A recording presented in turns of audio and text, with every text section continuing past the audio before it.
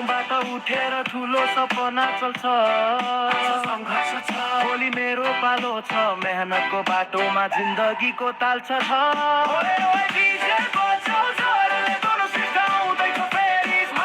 सपना ठुलो छ हर कहिल्यै मान्ने छैन एक दिन नाम चल्नेछ दुनियाँले चिन्नेछ